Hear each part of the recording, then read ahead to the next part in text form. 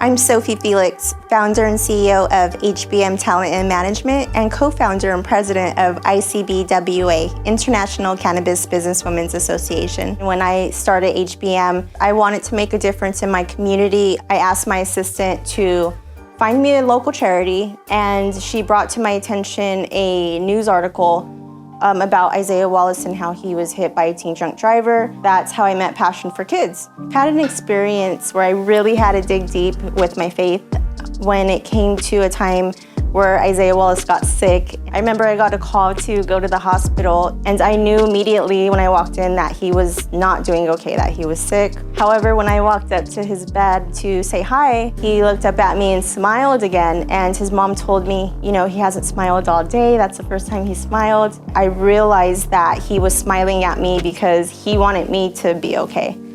And it really broke my heart.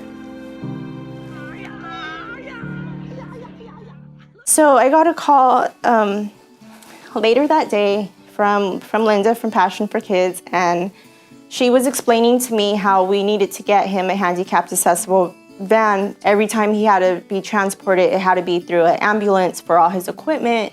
We just got done fundraising for his house. We were kind of tired. I told her, you know, let's brainstorm, call the news and tell them his story.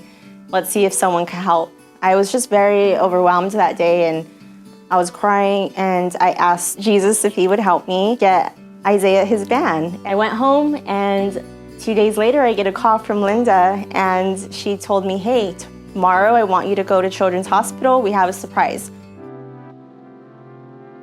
We got Isaiah his brand new van. We pulled up the van right when they came out of the hospital, and it was just the most beautiful feeling to see him finally get his van.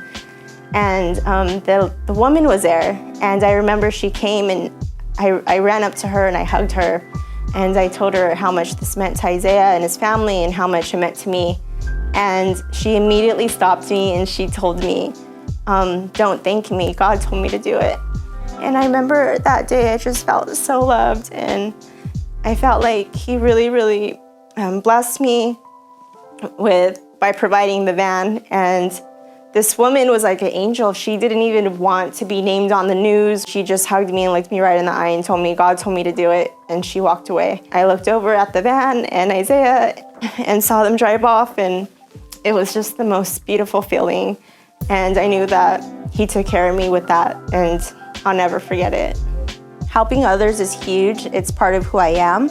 It's part of what made me successful. What is the point of doing all this work if you're not making a difference in your community and being a leader?